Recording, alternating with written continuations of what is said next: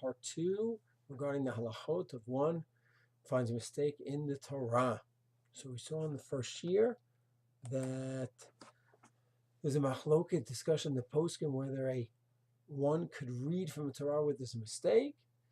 There's no clear psak, so therefore, what was read already, when we find the mistake, we assume those 2, 3, 4 aliyot that were read, it's fine. It was read already. And then we take a new Torah for the next aliyot. What about the transition? How does it work? So there's different opinions. Some say you just right away go to the new Torah. You don't make a bracha on what you read because it's a Torah that's pasul.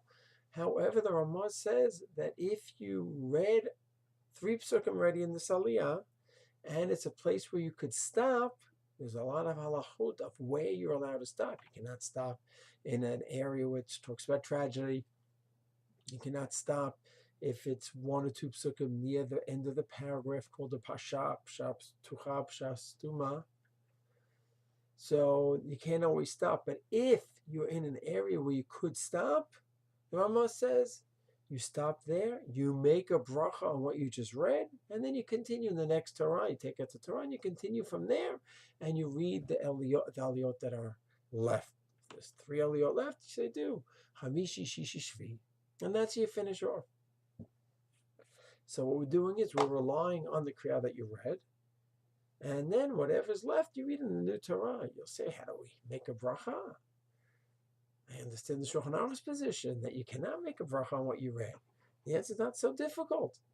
If you are relying that it was a halachic kriya what you just read, so once you rely that that's a legitimate kriya, so you make a bracha on what you read. And just like you rely on the kriya, there's a legitimate kriya, if that's how you are holding a psak, that was a legitimate kriya b'diavad once it was done, so you can make a bracha on it. And now you take in a new Torah to read the next few aliyot. In our case, it happened in the Shul Parshat Noach. It was a pasuk right near the end of the paragraph. We could not stop there, so we went on for the next few psukim, and then we made a bracha achrona. The same Oleh who had the Yaleh on the first Torah stayed up there, and he made the bracha achrona on the second sefer when we read a few psukim, when we were able to find a place to stop. So now the question is, do we just read whatever is remaining in the next Torah? The Shulchan Aruch says, yes. So if there's 3 aliyot, read 3 aliyot. Mishnah Berurah says that there's a chiyuv to have 7 aliyot on Shabbat. Now you may or may not have fulfilled that obligation in the first Torah. So in terms of going back and rereading everything, we don't demand it. We rely on the reading. But there's no problem having more aliyot on Shabbat.